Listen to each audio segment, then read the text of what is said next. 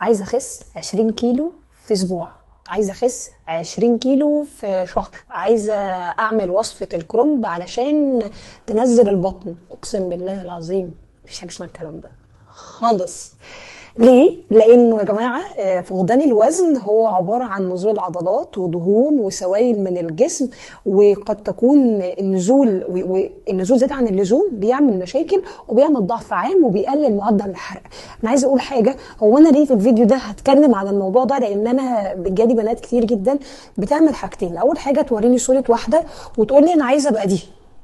يعني ايه عايز تبقى دي اول حاجه. تاني حاجه واحده تانية تقول لي انا عايزه اعمل تكميم او انا عايزه اعمل تحويل وانا زهقت وهي عندها 22 سنه.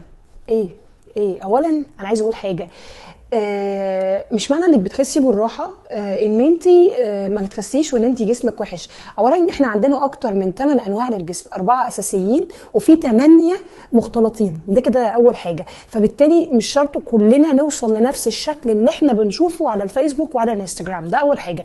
تاني حاجه مش معنى ان انت عاجبك شكل معين ان انت ينفع تبقي النوع ده. اولا انت لازم تبقي عارفه نوع جسمك ايه علشان تبداي تعملي الدايت بلان المناسب لحالتك. يا جماعه كلنا حلوين والله العظيم، ربنا ما خلقش حد وحش، كلنا عندنا الحاجات اللي بتميزنا وعندنا الحاجات اللي بتخلينا مختلفين. فما ينفعش ان انا اقول اصل انا عايزه ابقى دي واصل انا عايزه اخس مش عارف ايه في قد ايه.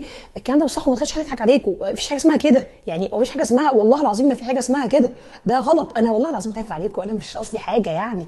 دي اول حاجه. تاني حاجه عايزه اقول ان تكميم وتحويل في سن صغير انا اي دونت ريكومند، لان هو حاجه اولا هي يعني مش هدخل في مساوئ الجراحات، لكن خليني اقول هو احنا ليه بناخد الايزي واي اوت؟ اولا هتخسي في سنه مش هتخسي في شهرين ثلاثه، هيبقى عندك نسبه ترهلات كبيره جدا، والناس اللي عملت عارفه الكلام ده كويس. هيبقى عندك ضعف عام وضعف شديد في جسمك. طب ليه احنا بنخس؟ عشان نبقى حلوين، عشان نبقى شكلنا احسن، عشان تبقى صحتنا افضل، عشان يبقى مودنا كمان كويس، مش عشان قدام الناس نبقى شكلنا حلو بس في البيت شكلنا مش حلو او شكلنا مش كويس. انا عايزه اقول حاجه لازم كلنا نحطها في دماغنا، ما لا يدرك كله لا يترك كله. مش معنى ان انا عايزه اوصل لنتيجه معينه في شكل بشكل معين في وقت قليل ان انا كده صح. لا يا جماعه، هو ما تحطيش هاي تارجت، ما تحطيش انك هتخسي 20 كيلو في اسبوعين ثلاثه فلما ما تخسيهمش تحبطي وما تعمليش. لا خالص، على فكره انت ممكن تخسي في الشهر 6 7 كيلو 10 كيلو على حسب الزياده اللي في وزنك، وخلال شهرين ثلاثه توصلي لنتيجه على فكره وتبقي جامده جدا وتبقي حلوه. الدايت بلان اسهل حاجه في الدنيا، وبعدين في 100,000 دايت بلان، في كيتو دايت، في كارنيفور، في الاتكنز، في الكالوريز العاديه، في الانترميتنج فاستنج، في حاجات كتيره قوي يا جماعه.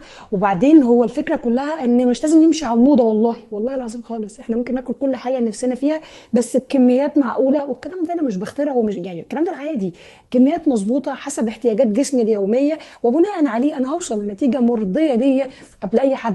اوعوا تنسوا انكم بتعملوا ده علشان انتوا تبقوا مبسوطين سواء بنت او ولد.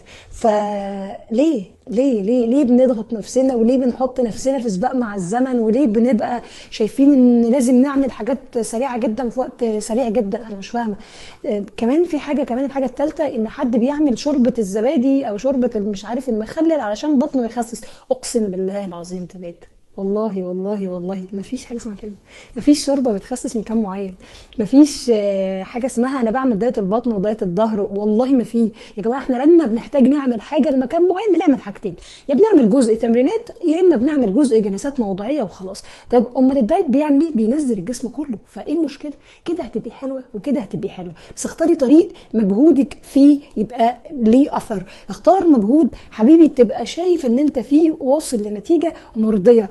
احنا التارجت، احنا اللي بنحط التارجت واحنا اللي بنعمل البلان، ما حدش بيعملها لنا. احنا مش عايزين نبقى زي حد، احنا عايزين نبقى احسن نسخه من نفسنا. اشوفكم بخير، باي باي.